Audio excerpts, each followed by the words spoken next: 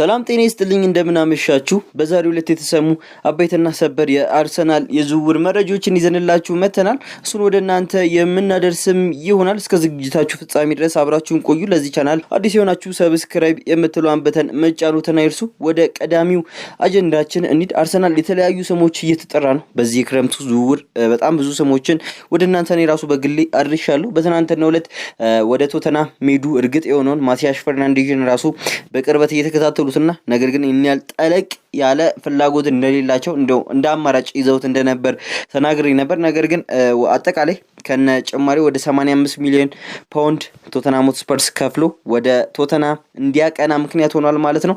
ሌላ የተለያዩ ስሞችም እየተጠሩ ነው። ወደ ቀዳሚው ትልቁ አጀንዳችን ወይም ትልቁ መነጋገሪያ ወደ ሆነው የአስቶን ቪላ ኮከብ የሆነው የ23 ዓመቱ ሞርጋን ሮጀርስ ነው። ያው ከሞርጋን ሮጀርስ ጋር እስከመቼ እንደሚፈርም በግል ጥቅም በደሞዝ ጉዳይ በአርሰናል በኩል ከስምምነት ላይ መድረሳቸውን ከዚህ ቀደም ዘግበንላችሁ ነበር። ነገር ግን አስቶን ቪላዎች አሁን ላይ ለተጫዋቹ የለጠፉት ገንዘብ በጣም ብዙ መሆኑን ተከትሎ ይህ ገንዘብ እውነት ሲያዋጣል ወይንስ ይሄ ነገር ትልቅ ጋሬጣ ይሆንበታል ወይ ለአርሰናል የሚለው ስናየው በጣም ትልቅ ጋሬጣ ይሆናል። ይሄ ነገር በብዙ መገናኛ ብዙሃኖች ሳይቀር ነው እየተዘገበ የሚገኘው። ታዋቂው ፋብሪዚዮ ሮማኖ እንኳን በዩቲዩብ ቻናሉ ላይ እንደተናገረውም ከሆነ የ130 ሚሊዮን ፓውንድ ዋጋ እውነት መሆኑና ቪላ ከዛ በታች መደራደርን እንደማይፈልጉ እየተነገረ ነው የሚገኘው። አርሰናል ግን ተስፋ አልቆረጠም።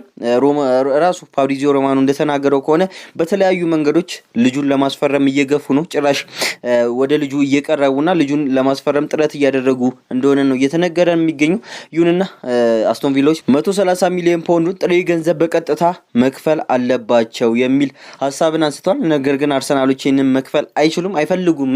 አቅም አላቸው፣ ነገር ግን ፍላጎት የላቸውም። ይልቁንስ አንድሬ ቤርታ ሌሎች የዝውውር ፈጠራ የታከለበትን ሁነቶች እያጣራ ነው የሚገኙ። አንድም የተጫዋቾች ቅያሬ፣ ሌላኛውም ደግሞ አዶንሰን በማካተት ይህንን የ23 ዓመት አማካኝ ወደ ቡድኑ ለመቀላቀል በጣም ብዙ ጥረትን እያደረገ ነው የሚገኘው። ቤርታ ይሳካለታል አብረን የምናየውም ይሆናል። ነገር ግን የተለያዩ ጉዳዮችን እያጤኑ ነው የሚገኙት። በተለይ በሮጀርስ በኩል በጣም ድንቅ አማካኝ መሆኑን ተከትሎ በቁጥሮቹ በጣም አስደናቂ ነው። በየ90 ደቂቃው በትንሹ ወደ 0.5 የሚጠጋ ለጎል የሚቀርብ ኳስን ያቀብላል። እንዲሁም ደግሞ በየጨዋታው በትንሹ ሁለት የተጣራ የተሳካለት ድሪብል የሚያደርግ ተጫዋች ነው። አጠቃላይ 130 ይገባዋል ቢባል ያው እንደማንኛውም ሰው ሊገባው እንደማይችል የታወቀ ነገር ነው። ነገር ግን ቁጥሮቹን ስንመለከት በጣም አስደናቂ ቁጥሮችን ነው እየተመለከተን የሚገኙ። አጠቃላይ በፕሪሚየር ሊጉ በጣም ብዙ ጨዋታዎችን ተጫውቷል። ወደ 37 ጨዋታዎች የሚጠጉ ጨዋታዎችን ተጫውቷል። እንዲሁም ደግሞ ላንድ ያው አጥቂ ላልሆነ ነገር ግን ቨርሲታሊቲው በጣም ለተዋጣለት አማካይ 10 ጎሎችና 6 አሲስቶችን በፕሪሚየር ሊጉ ብቻ ማድረጉ በ37 ጨዋታዎች አጠቃላይ ደግሞ በኢሮፓ ሊጉ 15 ጨዋታዎችን አድርጎ ወደ 5 በጣም ወሳኝ የሚባሉ አሲስቶችን ለአስቶን ቪላ አበርክቷል። ዋንጫ እንዲያሳኩ ያደረጋቸው ቁልፉ ተጫዋችም እሱ ነው። እንዲሁም ደግሞ የተለያዩ ጎሎችን አስቆጥሯል። በኢሮፓ ሊጉ ላይ 3 ወሳኝ የሚባሉ ጎሎችን አስቆጥሯል። አጠቃላይ 13 ጎሎችና 11 አሲስትን ማበረከት ችሏል። በፕሪሚየር ሊግ እና በኢሮፓ ሊግ ነው። በተለይ ፕሪሚየር ሊጉ ላይ አብዛኞቹ ጨዋታዎች ላይ አሰልጣኙ ነው ኤምሬ ተጫዋች እየቀያየሩ ማጫወተን እየወደዱ አሰልጣኝ ናቸው። ነገር ግን በእነዛ ጨዋታዎች በተሰለፈባቸው ተቀይሮ በገባባቸው ጨዋታዎችም ጨምሮ አስተዋጽኦ በጣም አስደናቂ ነው። በየጨዋታው ደግሞ የማይደክም አይነት ተጫዋች ነው። በየጨዋታው በትንሹ ከ11.8 ኪሎ ሜትር በታች የሚሸፍን ተጫዋች እንዳልሆነ ይታወቃል። በጣም ቁጥሮቹ በጣም አስደናቂ የሆኑ ቁጥሮችን ነው እያስመለከተን የሚገኘው። አርሰናሎች ግን እርግጥ ነው 130 በምንም ተአምር መክፈል አይፈልጉም። ነገር ግን አሁን ላይ የሚሳካ ከሆነ የተለያዩ ዝውውሮችን ለማሳካት ጥረት እያደረጉ ነው። ያው እንደሚባለውም ከሆነ 130 ባይከፈልበትም ምናልባት ሁለተኛው በአርሰናል ታሪክ ትልቁ ፊርማ ሆኖ ሊመዘገብለት ይችላል የሚል መረጃዎች እየወጡ ነው። ይህንንም አስመልክቶ እንደ ብራድሊ ባርኮላ፣ ክሪስቶፈር ዞሊስ እንዲሁም ደግሞ እንደ ዊሊያምስ ያሉ አማራጮችን በአርሰናል በኩል ዝግጁ እንደሆኑና እንደ አማራጭም እየተመለከቷቸው እንደሆነም ይታወቃል። ኢማኑኤል ፔቲት በተለይ የሰጠው አስተያየት ወደ እናንተ ያደረስና መሆኑን ሁላችንም የምንዘነጋው ጉዳይ አይደለም። በተለይም የኒኮ ዊሊያምስን ጉዳይ በጣም አጥኖበት አርሰናል በተፈጥሯዊ ቦታ በጣም አስደናቂ ድሪብሊንግ ያለውን ተጫዋች ማስፈረም አለበት ያለውን ሀሳብ ወደ እናንተ አድርሰንላችሁ ነበር። ነገር ግን ያ እንደማይሆን በጣም ብዙ ምክንያቶችን ጠቅሰንላችኋል። ለማስታወስ ያክል በጣም ብዙ ጨዋታዎችን በጉዳት ምክንያት ያመልጧል። በዚህ ዓመት ኦልሞስት አሁን ላይ በዓለም ዋንጫው ጨምሮ እየተጎዳ ነው የሚገኘው። ሌላኛው ደግሞ የተለጠፈበት ገንዘብ እርግጥ ነው 78 ሚሊዮን አካባቢ ነው የሚገመተው። ኦልሞስት ወደ 60 ወደ 70 የሚጠጉ ከሆነ አትሌቲክ ቢልባኦዎች ለመሸጥ ዝግጁ የሚሆኑም ይመስላል። ሌላኛው ምክንያቱ ደግሞ ደሞዙ ነው። ደሞዙ ከ350 ሺህ ፓውንድ በላይ የሚጠይቅ ሲሆን ይህ ማለት ደግሞ በአርሰናል ቤት ቁጥር 1 ከሚባለው ቡካዮ ሳካ ጋር እኩል የሚያደርገውን የቁጥር ንጻሬ ይይዛል። ይህንንም አስመልክቶ አርሰናል በመልበሻ ቤት ውስጥ የተለያዩ መረበሾችን እንዳይፈጥር በብዙ መንገድ ይህ ልጅን አለማስፈረሙ እንደ ሌሎች አማራጮች መመልከት ይኖርበታል። ኢማኑኤል ፔቲት እነዚህ ነገር አይቷቸው የሆነና አስተያየት የሰጠው እኔ እንጃ አይመስለኝም። ነገር ግን አርሰናሎች ይህንን ፍላጎት በፍጹም የሚፈልጉ አይመስለኝም። ልጁን ቢያመጡት እንኳን ያን ያህል ደሞዝ ለመክፈል ምንም አይነት ፍቃደኛ የሚሆኑ አይመስልም።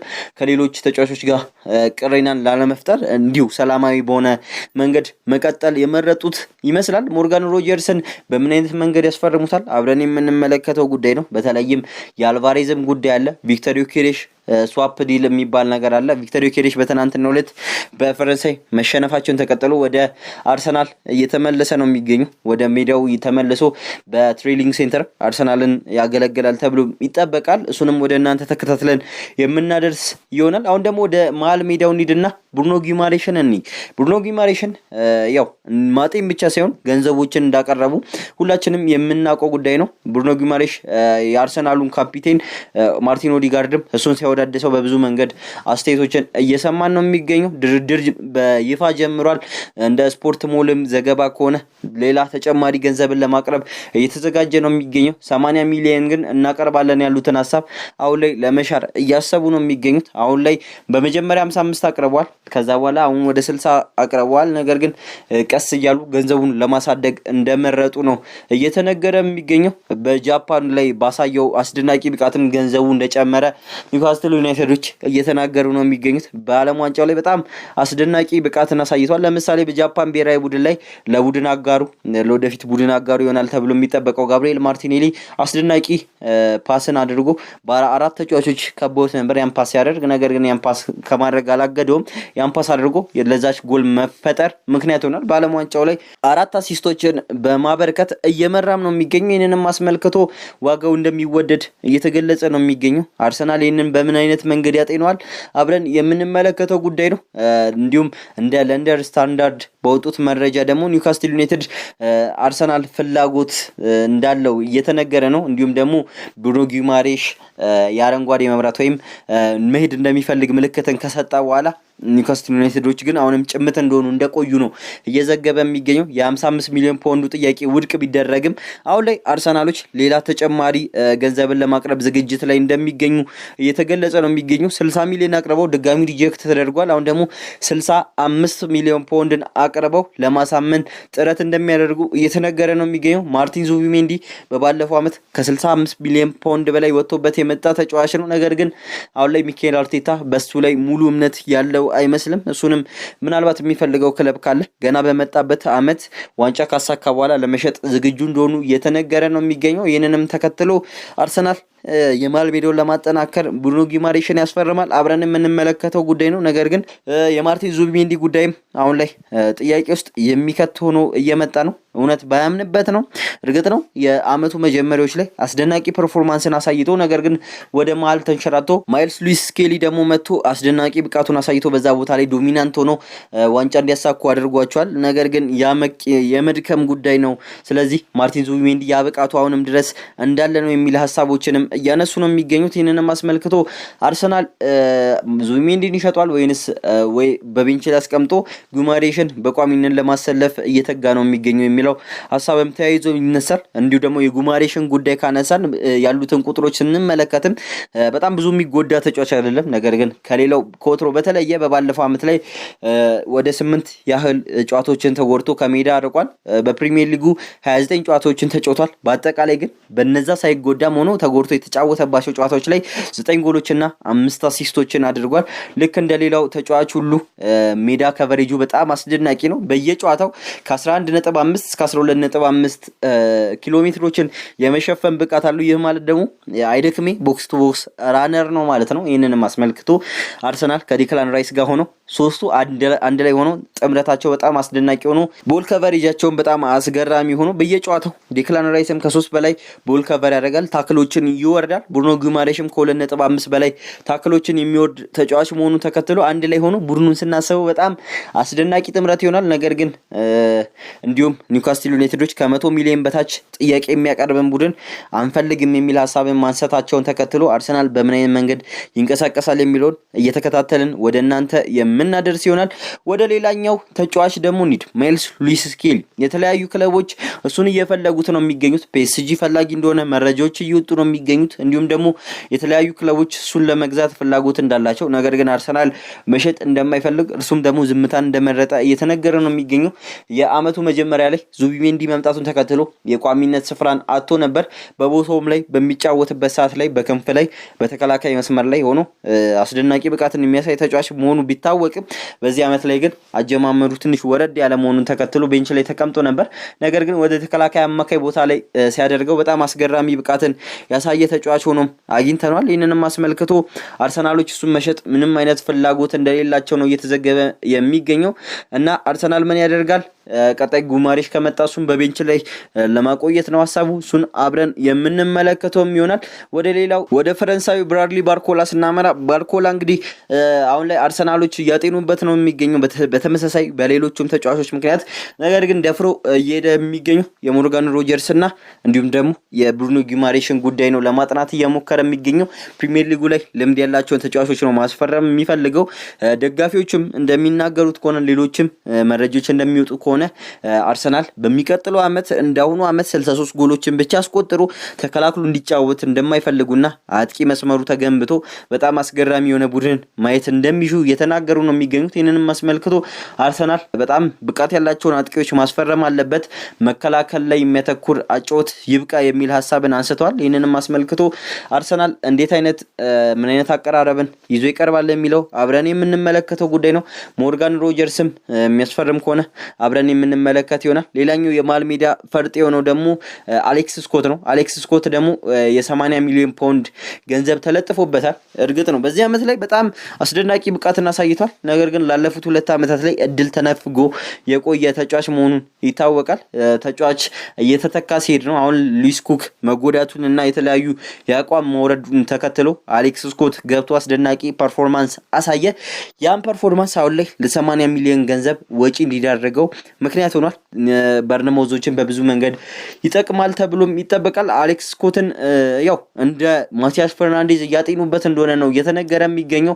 አሌክስ ስኮት ቁጥራዊ መረጃዎቹ በጣም አስገራሚ ነው። በባለፈው አመት ያስመለከተን ቁጥራዊ መረጃ ይህንንም አስመልክቶ አርሰናሎች ያስፈርሙታል ወይ አብረን የምንመለከተው ይሆናል። ነገር ግን በባለፈው አመት ኦልሞስት 37 ጨዋታዎችን ብቻ ነው ያደረገው። ይህንንም አስመልክቶ ያስፈርሙታል ወይ የሚለው ያው ጥያቄ ውስጥ የሚከት ነው። ነገር ግን ብቃቱ ልጁ በጣም አጠያያቂ እንዳልሆነና ገና 22 አመቱ ነው። ያው በበርነማውዝ ቤት አስደናቂ ቦል ከቨሬጅ ያለው ቦክስ ቦክስ ሲሮጥ አስገራሚ ነው። ወደ 11.5 ኪሎ ሜትሮችን በየጨዋታው ይሸፍናል።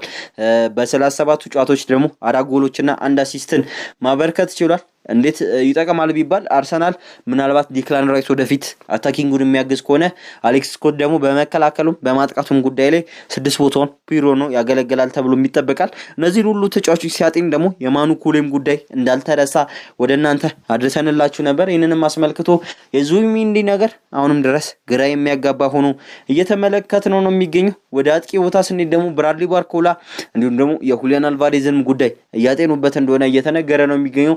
ቪክተር ዩኬሬሽን በስዋፕ ዲል አድርገው 60 ሚሊዮን ጨምረው አርሰናሎች ያስፈርሙታል ወይ እሱን አብረን የምንመለከተው ጉዳይ ነው። ነገር ግን አሁን ላይ ሁሊያን አልቫሬዝ ባርሳ ወይም ማድሪድ እያለ ቢሆንም ወደ ባርሳ ወይም ወደ ማድሪድ እንደማይሄድ እርግጥ እየሆነ መጥቷል። ስለዚህ እሱም መውጣት ከፈለገ ወደ ሌሎች ክለቦች ማቅናት አለበት። አሁን ላይ የሱ ፈላጊ የሆኑት አርሰናልና ፒኤስጂ ናቸው። በተለይ ፒኤስጂዎች 150 ለመክፈል ዝግጅት ላይ እንደሚገኙ የተለያዩ መረጃዎች እየወጡ ነው የሚገኙት። ይሄን ያህል በግልጽ የወጣ መረጃ የለም። ነገር ግን አርሰናሎችም የስዋፕ ዲሉን እያጤኑበት እንደሆነ እየተነገረ ነው የሚገኘው። ቶተናሞችም በጣም እንቅስቃሴ እያደረጉ ነው። ቼልሲዎችም ዣቪ አሎንሶ የተለያዩ እንቅስቃሴዎችን እያደረገ እየተመለከተ ነው። ማንቸስተር ሲቲም ሌሎች ተጫዋቾችን ለማስፈረም እየሞከረ ነው የሚገኘው። ቀጣይ ምርጫቸው የሚሆነው የኤንዞ ፈርናንዴዝ ጉዳይ ነው። ኤንዞ ፈርናንዴዝም ከቼልሲ መልቀቅ እንደሚፈልግ ማሳወቁን ተከትሎ በሚቀጥሉ ጊዜያት ማረፊያው የት ይሆናል፣ ወዴት ይሄዳል፣ በተለይ ማድሪዶች እሱንም እያጤኑት መሆኑን ተከትሎ ሁሉም ክለቦች የራሳቸውን እንቅስቃሴ እያደረጉ ነው። አሁን ግን ግንባር ቀደም ሆኖ ብዙ ተጫዋቾችን እያስፈረመ የሚገኘው ቶተንሃም ሆትስፐርስ ነው። በፕሪሚየር ሊጉ ላይ የተለያዩ ተጫዋቾችን ኦልሞስት ወደ 4 የሚጠጉ ተጫዋቾችን አስፈርሟል። ይህንንም አስመልክቶ በሚቀጥሉ ጊዜያት ሌላ ተጫዋችን ለመጨመር እያሰበ ነው። የሜሰን ግሪንውድ ጉዳይንም እያጤኑበት እንደሆነ እየተነገረ ነው የሚገኘው። ሌላኛው ተጫዋቻቸው የሚሆነው ደግሞ ሊሳንድሮ ቶናሊ ነው። ሊያንድሮ ቶናሊንም በ100 ሚሊዮን ለማስፈረም እቅድ ላይ እንደሆኑና በተጫዋቹ ጉዳይ ላይ በግል እንደጨረሱ እየተዘገበ ነው የሚገኘው። አርሰናል የቶናሊን ጉዳይ ችላ ያለው ይመስላል። ጊማሬሽ ላይ ግን በጣም አይኑን ጥሏል። በሚቀጥሉ ጊዜያት ላይ ያስፈርሟል ወይ አብረን የምንከታተለው ጉዳይ ነው። ባርኮላንም ወደ 60 ሚሊዮን ፓውንድን ለማቅረብ ዝግጅት ላይ እንደሚገኝና አንድሬ ቤርታ ጥያቄውን ለማቅረብ ብቻ ዝግጁ እንደሆኑና ያው ፒኤስጂም ይህንን ጥያቄ ውድቅ ያደርጋል ተብሎ ይገመታል። ነገር ግን ሁለተኛው ኦፈር ይዘው እንደሚሄዱም ዝግጅት እያደረጉ ነው የሚገኙት። የመጀመሪያውን ኦፈር ገና አላቀረቡም። የሞርጋን ሮጀርስ ጉዳይ ላይ በጣም ትኩረት የሰጡም ይመስላሉ። በትናንትናው ዕለትም ብራድሊ ባርኮላ አስደናቂ ብቃቱን አሳይቶ ጎል አስቆጥሯል። በማጥቃቱ ረገድ ላይ ትንሽ የተሻሻለም ይመስላል። ነገር ግን በፕሪሚየር ሊጉ ላይ ተመሳሳይ ፐርፎርማንስን ያሳያል። ልጁ በፊዚካሊስ ዶሚናንት ሆኖ ሳይጎዳ ይቆያል የሚለው ሌሎች አጠያያቂ ምክንያቶች ናቸው። እነዚህን ጨምሮ የተለያዩ መረጃዎችን በቀጣይ ሲመጣ ወደ እናንተ የምናደርስ ይሆናል። ለዚህ ቻናል እንዳልኳችሁ አዲስ የሆናችሁ ላይክ፣ ሼር፣ ሰብስክራይብ በማድረግ እንድትቀላቀሉን እንጋብዛለን። አርሰናል ነክ ጉዳዮችን እናነሳለን። እንዲሁም ማንቸስተር ዩናይትድ ነክንም መረጃዎችን ወደ እናንተ የምናደርስ ይሆናል። የተለያዩ የዝውውር መረጃዎች ሲመጡ ወደ እናንተ የምናደርስ ይሆናል። ይህ ክረምት ገና መጀመሩ ነው። የተለያዩ ክለቦች እንቅስቃሴያቸውን ከሆኑ እያጧጣፉት ነው የሚገኙት። አርሰናል ደግሞ በጣም ብዙ ተጫዋቾችን እያካለለ ነው የሚገኙ። ብዙ ተጫዋቾችን ያስፈርማል ተብሎ ይጠበቃል። በሚቀጥለው ጊዜ ማንን ያስፈርማል፣ ማንን የግሉ ያደርጋል፣ ተከታትለን ወደ እናንተ እናደርሳለን። በነገው ፕሮግራማችን እስከምንገናኝ